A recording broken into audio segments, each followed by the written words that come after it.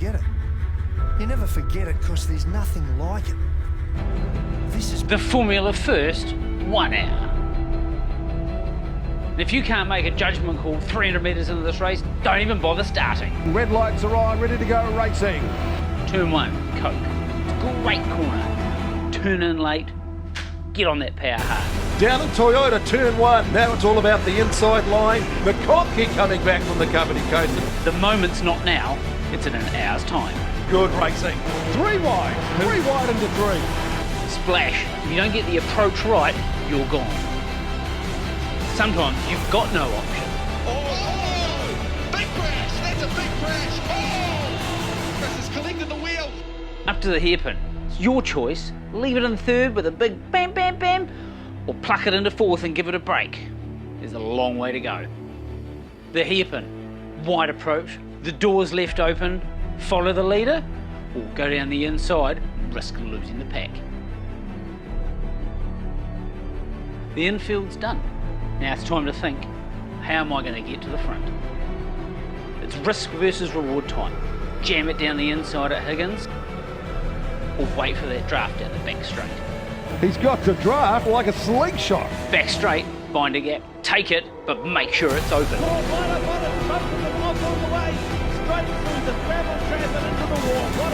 Dunlop. This is where it all counts. Make the move stick or throw it all away. Oh, hang on to it, Billy. Lee in front. You've cleared Dunlop. It's just that easy run to the flag. Positioned himself beautifully. Now it's a little wee sprint down to the line. Little Billy, he's going to do it. Right up McConkey down the outside. It's a dead heat. Big finish amongst all the 3. 1 lap done. 58.5 minutes to go. Oh, did I mention fuel stops?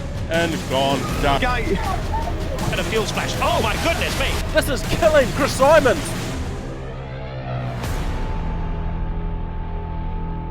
Good morning and welcome to Formula First exclusive coverage of the 44th running of the Haiku Components 1 Hour Grand Prix. It's dawned a fantastic Manawatu morning at Manfield Circuit de Amon. We're at the Haiku Hub down in Pit Lane with some developing news overnight regarding the number 47 red line oil entry of Foster and McConkey, but with more on the story down the pits, over to you, Sheridan. Ian, have you got some illegal parts on your car? Thank you, Sheridan. And for more analysis of this developing story, we go over to our local Formula First expert, Jonathan Morton. Good morning, Jonathan. News on the Red Line Oils team. Yeah, good morning, Sheridan. Good morning, race fans. So apparently Jensen Foster, I don't know if many of you out there are aware, but he's actually trained to be a pilot. And it seems that he's now taken this joystick to the next level and he's actually implemented it inside the race car. So it appears what they're going to try and do is they're doing away with the old throttle and brake and steering wheel, and he's got a joystick in there to control the car. Do you reckon that's going to be an advantage to him? I think, to be fair, Jensen Foster could probably handle it all right. You know, he's dealing with joysticks day to day. The real difficulty will be Brodie McConkey. We saw how much he struggled when he went from a gear shift from one side to the other, so it'll be a completely different setup for him. Are you sure you don't think Brodie's going to be good with a joystick there? I think he's probably had a bit of practice, but, you know, in the heat of battle, it might be hard to pull it off. Well, thanks, Jonathan, for your expert analysis. I'm sure we'll get some more off you later on. And now it's up to the commentary box, and morning to Sheridan and Jonathan. Yeah, thanks, Sheridan, and welcome to the 44th running of the Formula First 1 Hour here with expert comments from Jonathan Morton and drama on the grid as Ian Foster, who is paid for pole position, couldn't pay for enough power to keep the car running, has stalled it on the grid big, and they're going, Jonathan, is that going to hamper his efforts today? I think that could potentially be the least of his worries throughout this race, judging by earlier in this morning. It's a warm-up. Yes, well, there was a bit of drama with steam as the flag rises, and Ian Foster is away and racing. The champion from a long time ago that people have actually forgotten. So he actually had an oil leak in the warm-up this morning, so they'll be hoping that they'll fix that and he'll be able to have a clean race for an hour. Second group here rearing to go. Ron Carter, Aidan Lamont. The flag rises, the flag drops, they're away. Slip sliding in the greasy conditions. As we had a massive passing shower here earlier this morning. Yeah, as you say, there was no rain predicted, and then just suddenly out of nowhere, it just came through and went into track. The third group, Corey Silk, this year partnered with champion Chris Simon, gets away. Flag drops again, this time on the Foster car. Jensen Foster with Brodie McConkey. Clearly, by starting last, they're going to be the favourite at the bookies for the dual drive. Now the real race is going to start. Here we go. Single driver time. Now Clark, of course, Jeff Braid raises the flag and we're away and racing now. All the cars. The two McCormicks with Jack Grimwald off the back.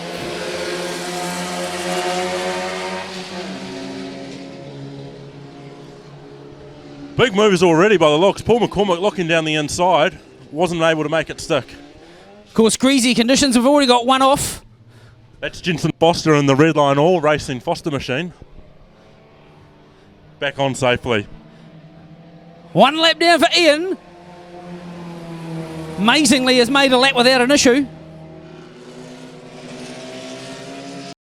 Here we are completing lap number 5 of the Formula First 1 Hour Grand Prix. And Ian Foster still holding a healthy lead there, Jonathan. Yeah, he's done quite a good job actually. Obviously the car's performing quite well and he's just going about his business. And as you say, he is getting caught but not very fast. And still holding down second place is the Ron Carter Dave Scamble machine. Yeah, come here, across the line there. Takes over another lap. He's got 21 seconds to make up as Ian Foster just about locks up a brake there and splash. So slowly catching Foster, but coming in third place now, Liam Foster in the Foster McConkey machine. Yeah, they've had a good start. Sorry, the Lamont Foster machine. Oh, I've got them absolutely, all mixed up. Yeah, he's actually going bloody well, you know. This is really his first time to get out there and Formula First on Manfield. He's doing a good, solid job. Clearly my lap timing screen's as good as the Supercars one, but Corey Silk running there comfortably in fourth. Yeah, just going about his business, doing a good job. And he's closely followed in by the Jensen Foster machine, who's recovered from that early mistake. Jack Grimwald there, the fastest car on the track, but had a little whoops just before there, Jonathan. Yeah, that last lap he had a mistake going into splash and he lost about 5 or 6 seconds and he's started to fall back into the clutches of Toby McCormick and Paul McCormick's just behind him. So it's still to play out between these three. So no major changes in position, although Toby McCormick's just had a big moment coming into splash, trying to emulate Chris Simon, but keeps it on the tarmac and away we go. So 10 minutes in, pit window open, we're looking towards pit stops now, Jonathan. Yeah, no doubt there'll be pit stops starting to come. Some of these guys will want to be getting these done early. Some will be wanting to get them done late. It's just in a bit of a holding pattern. You've got to buy your ticket to the last 10 minutes of this race. And of course, a big nervous wait for the co-drivers on the pit wall. And now, as we get into pit stop time, we're going to throw down to Jonathan Morton in the pit lane. Right, thanks Sheridan. So we thought we'd come down here and show you guys how a pit stop works. And we thought the best people to show you were the stunning team at Sabre Motorsport. So it's a 3-man operation. Dennis Martin here with the lollipop. Jack's going to come in, drive, stop right on the mark. Sheridan here. He's got this little jiggy thing here, and that's going to pop onto the car. So as soon as he puts it in, the fuel starts to flow. We're all about safety. So of course we've got Jamie here. He's on the fire extinguisher. We won't be needing him. But all importantly is Jack to be able to come in and stop perfectly on his marks so that Sheridan can get in, fuel in fast, see how it goes. Right, he's coming into pit lane. We'll see how he goes. Pulling in. Now you've got to make sure you get through the chicane nice and tidy. Oh, he hasn't had a very good job there. He's clipped about 3 things. Pulling up, stopping on his marks perfectly. Sheridan's in. Fuel's flowing. As it goes.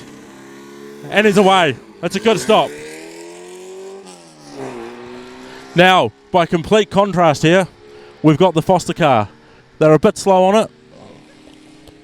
We've actually got the second driver, Liam Foster, fueling the car. Jonathan, it looks like they've got some issues there with the car. Maybe they admit they seem to be missing a bloke with the fire extinguisher. You get in there, Jonathan. Get in there.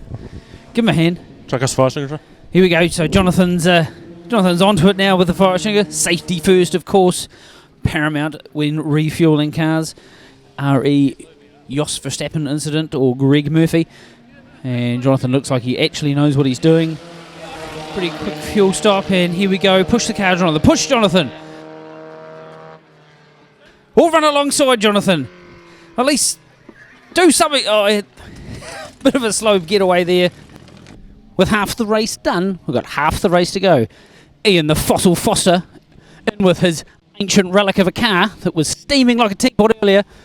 He is still in the lead of the race, although we're going to have some changes perhaps.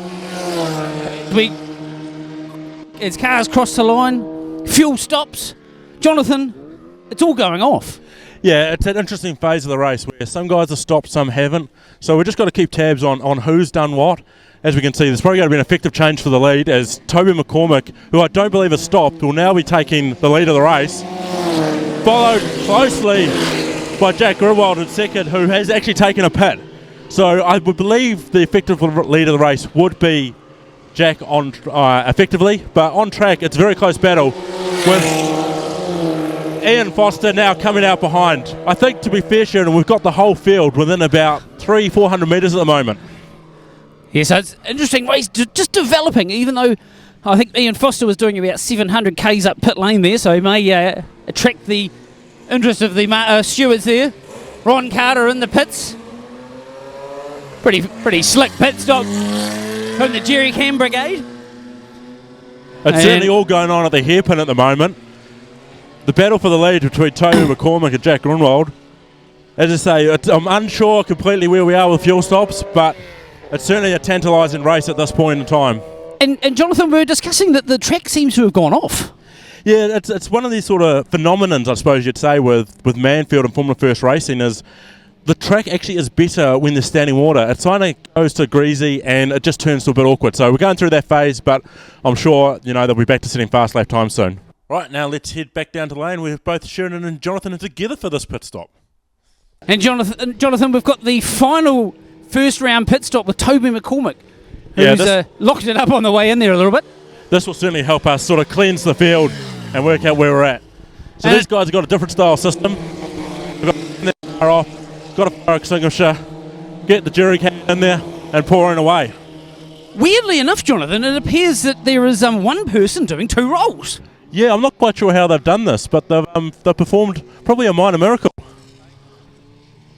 It's good to see in the eyes of safety. We've got the fire extinguisher man there, but it's really the dodgy guy that's refueling the car. Yeah. Terrible moustache. He's the one that I'll be looking out for. Taking on a lot of fuel. Oh, there we go. A little bit of... Not too bad. No worries. Do that back up. Yep. She'll be right, mate.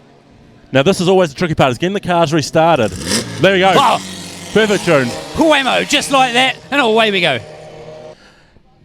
So here we go with the third of our driver change. Liam Foster's going to step into his regular car.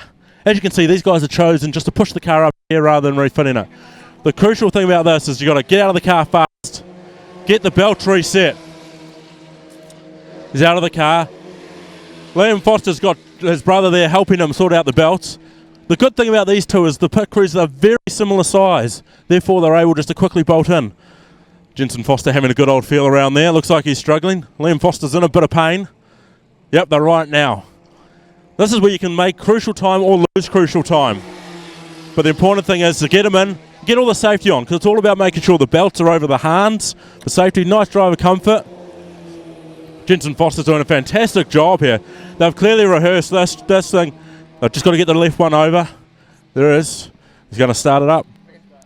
Just getting ready. Yep, nice and tight in there. He's ready to go. And they're off. I think that's a record start.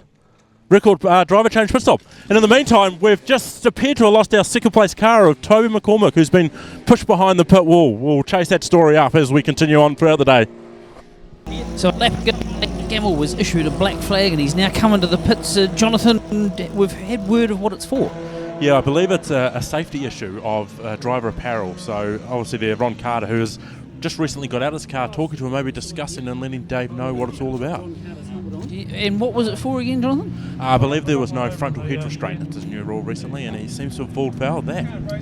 Oh, yes, and Jeff Brady, our clerk of the course there, explaining the rules of what happened there. And now down to Jonathan with a developing story about Toby McCormick.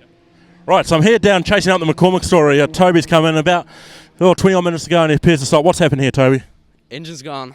The engine's gone. Do we know what? Just after that pit stop, wasn't happy? Nah, sounded like a lawnmower. Sounded like a lawnmower. Clearly it was those dodgy guys feeling it up. So unfortunately that's Toby McCormick out of this race. Back up to you in the studio.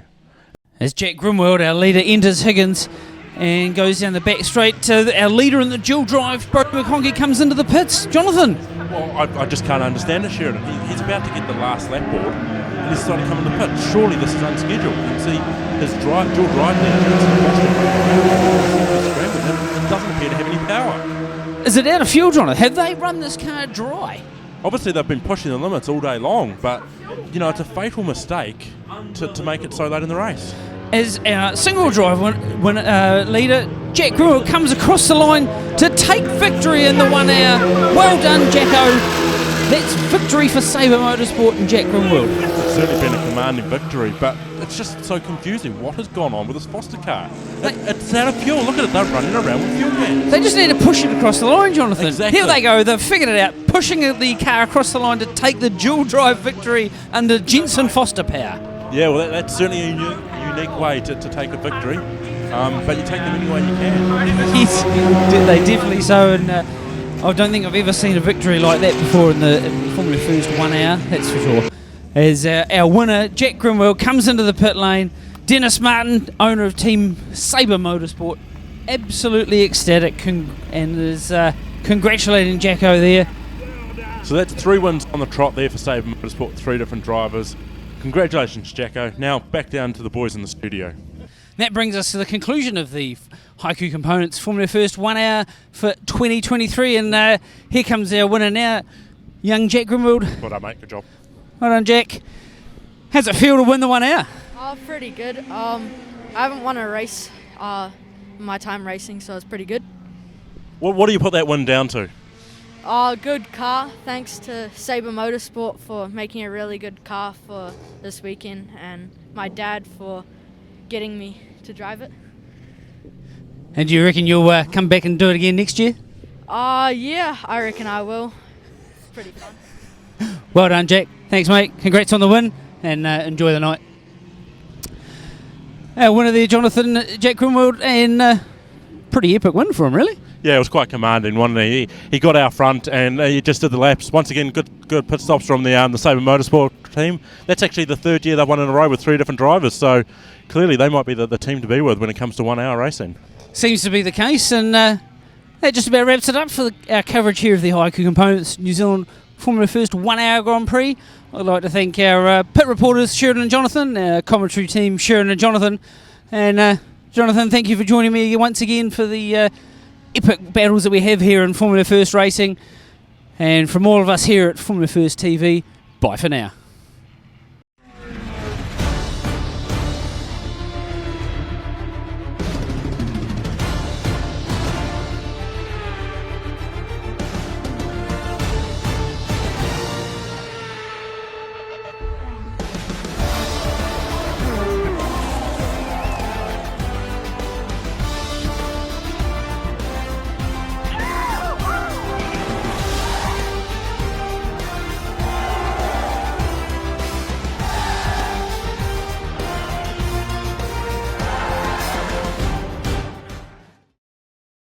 That would have been $100,000 video for me.